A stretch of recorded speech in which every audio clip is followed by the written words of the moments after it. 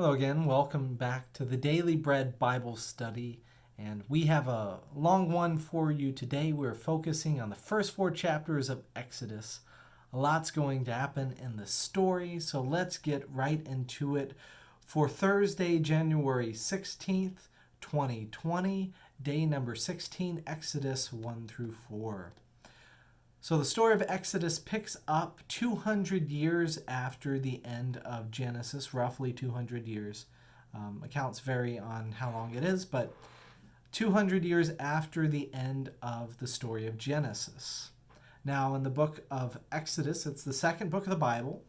It gets its name from the prominent story of God's exodus, of leading his people out of slavery in Egypt towards the promised land of there in Canaan. So in Exodus, we will see God call Moses into service via a burning bush, and Moses will stand against Pharaoh, lead the Israelites out of Egypt, struggle with the realities of wandering in the wilderness, and create structures to guide the chosen people in life, culture, and worship. So that is the most basic overview of Exodus I can give. Picking up in chapter 1, we see that the 12 sons of Israel die, and their descendants, called the Israelites, grow numerous and strong and fill the land there in Egypt. Now the tension renews with the descendants of Ham, namely those descendants called the Egyptians. And now a new king arose over Egypt who did not know Joseph, as it says in Exodus 1, verse 8. The work of Joseph is forgotten, and the new Pharaoh receives power and privilege from his forefathers, not realizing that this Hebrew named Joseph helped guide Egypt's acquisition of wealth and power. So Pharaoh is unsettled about his own power, and he and the Egyptians look down and fear the Israelites. So Pharaoh plans for no release of slaves and no opportunities to escape. In fact, he is so afraid that he plans some destruction of the Israelite people, even though they build the cities of Pithom and Ramses, as it says in verse 11. This harsh slavery that they have, still God blesses the Israelites in the midst of it. And the king of Egypt seeks to cut off their future by cutting down their sons. He makes a decree to have the midwives kill every male that is born to the Israelites, and the midwives who fear God choose to disobey Pharaoh, and they are the ones who bring life instead of taking life. They make excuses, and Pharaoh has to adapt his strategy, as it says in verse 22. Then Pharaoh commanded all his people, "Every boy that is born to the Hebrews you shall throw into the Nile, and you shall let every girl live." Pharaoh is bent on destruction of the Israelite people, the people who speak Hebrew, or the Hebrew culture, I should say, we'll say that they speak Hebrew, and that's why they're named Hebrew, but I'm not going to get into that too much. In an attempt to avoid being subverted by these sympathetic women, Pharaoh seeks to use the waters of a river to destroy the Israelites. This thread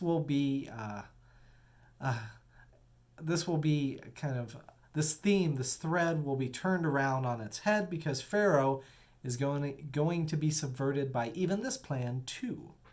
One, will see his sympathetic daughter pulls a baby out of the Nile in Exodus 2, and then in the second part, we'll see that the waters of the Red Sea are the ones that destroy Egyptians and preserve the life of the Israelites, there as shown in Exodus 14. So we'll get to see the ways in which Pharaoh's own plan backfires. Picking it up in chapter 2, we start with verse 5. The daughter of Pharaoh came down to bathe at a river, and while her attendants walked beside the river, she saw the basket among the reeds and sent her maid to bring it in. When she opened it, she saw the child, and he was crying, and she took pity upon him. "This must be one of the Hebrews' children," she said.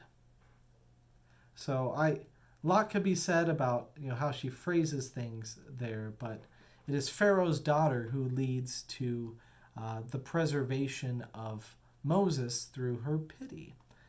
She names this one Moses because, as she said, "I drew him out of the water." His name is in fact a pun, which means drawn out of the water. So Moses gets his name from the act that Pharaoh's daughter has of compassion, her act of pity, her act of persevering and preserving life.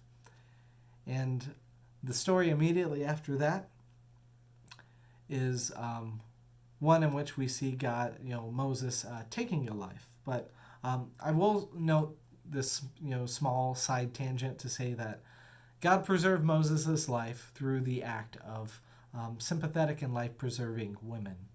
The midwives, Moses' mother, Moses' sister, and Pharaoh's daughter all act as agents of God's grace, showing that we should give thanks for all the sympathetic and life-preserving women in our lives. And I'd like to say special thanks to all of those women, the women of faith that I've seen in my life, my family, my wife, all of my heritage and the people that I've been fortunate to be around. A special thanks to all of you. Thank you so much for helping to be faithful and to pass on the faith to me. So now let's focus a little bit more on men. What do men do? Well, in verse 11 we see that men are not as quick to spare life as the women are. In Exodus 2:11 through 12, "One day after Moses had grown up, he went out to his people and saw their forced labor. He saw an Egyptian beating a Hebrew, one of his kinsfolk. He looked this way and that, and seeing no one, he killed the Egyptian and hid him in the sand." This act of preserving life in Moses very quickly takes a life through that. Moses then decides to flee after realizing people already know what he has done, that he has killed an Egyptian, and he tries to run away, far, far away, to the other side of the Sinai Peninsula, through the desert that he will wander in 40 years, as we will see later, to the land of Midian. He enters the land, defends daughters of the priest of Midian, who's Ruel, or Jethro, as I like to say, and builds a new life with Zipporah. Moses gets the chance for a fresh start and could live a new life. But unfortunately for him, the now content Moses gets called by God, who has other plans for him. Picking it up in Exodus 2:23. "After a long time, the king of Egypt died. The Israelites groaned under their slavery and cried out. And under the slavery, their cry for help rose up to God. And God heard their groaning, and God remembered his covenant with Abraham, Isaac, and Jacob. God looked upon the Israelites, and God took notice of them." God discerns that Moses is the right leader for the job to alleviate their suffering, and God meets Moses at Mount Horeb, there in Exodus 3, verse 2. "There the angel of the Lord appeared to him in a flame of fire out of a bush. And he looked, and the bush was blazing, yet it was not consumed. Then Moses said, 'I must turn aside and look at this great sight, and see why this bush is not burned up.'" This is the infamous burning bush, as it's called, the story of Moses' call. Moses says, "Here I am," and we have to simplify it for the sake of time, because this is going to be a very long discussion. But Moses learns that God is, in fact, in verse 6, chapter 3, verse 6, "God is the God of your fathers, the God of Abraham, the God of Isaac, the God of Jacob."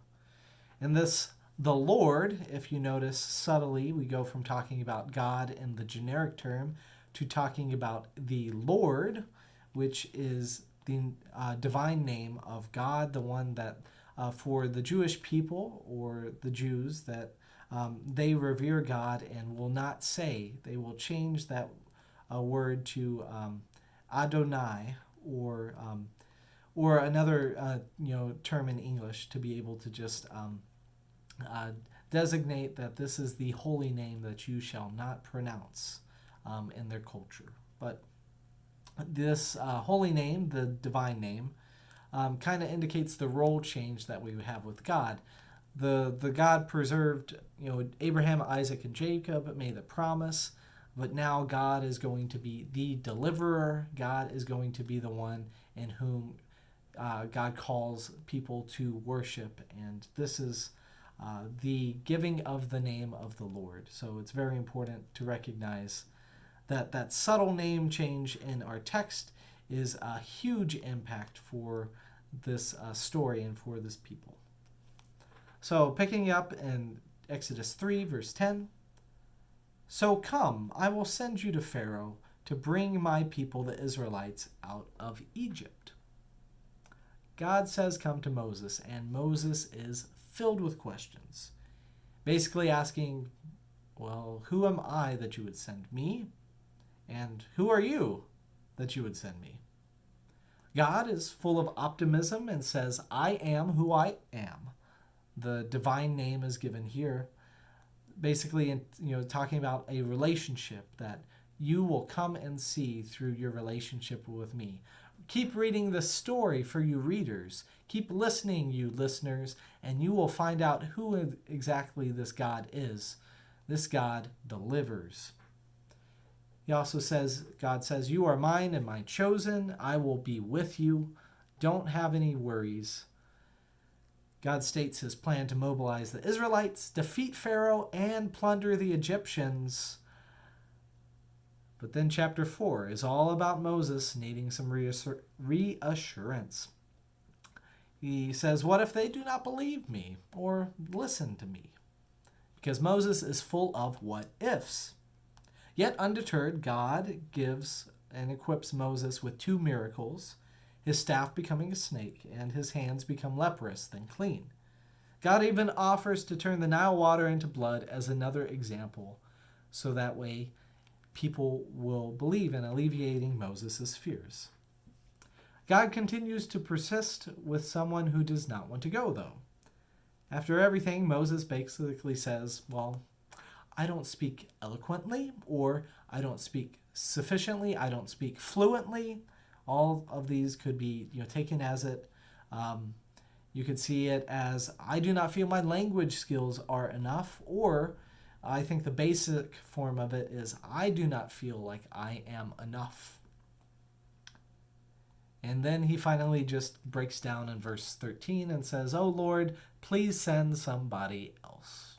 Moses, full of doubts. Doubts concerning his task, doubts concerning the people he will be set to lead, doubts about the Pharaoh who would crush him, doubts about his language skills, and especially doubts about himself. He is filled with questions and concerns. I often find myself in Moses' shoes, questioning my own capacities and abilities. When's the last time that you felt like Moses, with all of those questions lingering in your mind? We can be hesitant at times, but through faithfulness, that we will learn that God persists even with us, even in our day and time. And so we look back on the story and see that God becomes angry, frustrated with Moses, because he is so focused on looking at human ability, and God wants Moses to focus on God's divine ability. It's not about what Moses can do or can't do, but what about God can, what God can do and what God will do. God consents to letting Aaron join the efforts, and Moses finally accepts his new role once he accepts and trusts that God will lead him. Moses asks for Jethro's permission to leave. Jethro blesses him, and Moses leads his new family towards Egypt, his old family. In an unexpected an uncharacteristic and short scene, God tries to kill Moses. His wife Zipporah circumcises her son and touches Moses' feet with the foreskin that is cut off. This act joins his son in the Mark of Covenant, and it is surprising in many ways. Two notably, one is that Moses has not already done this for his son, circumcising him on the 8th day, as is the tradition. And then second, Zipporah, the non-Israelite, is the one who respects the covenantal rite of circumcision that is important to Moses' family, the Israelites. Now, much speculation has and can be made about this brief text. You can look up all sorts of resources and guesses onto what the story has significance for, but I'll claim the importance of the story for me is twofold. One is that it reveals the biblical narrative is likely a compilation of stories synthesized into one continuous story. You've got pieces like Legos put together, and they're trying to fit them into a cohesive story so that we can make sense of it as people of faith. And then the second part is this, that the Bible in some ways is a mystery and will always be a mystery to us modern people of faith. We desperately seek to understand the Bible, but I believe there will always be parts of the Bible that are a mystery to us, in the same way that there are always parts of God that will be hidden from us. Even when we feel God revealed pretty clearly to us, we will live by faith and trust that this God is working through us for good, that this God is working to preserve our lives and to extend grace to us and to call us to worship Him. So, I believe the questions we raise about the Bible are equally as important as the answers that we find to them. Often, we look at the Bible seeking answers, but it's important to remember that because of this mystery, the hiddenness of God, that there will also be questions that come up about God and our own life as we read this story. So, in closing, on that note, may all of this lead you to close your study as chapter 4 closes today. And they worshiped God. Here ends the day of day 16, Thursday, January 16th.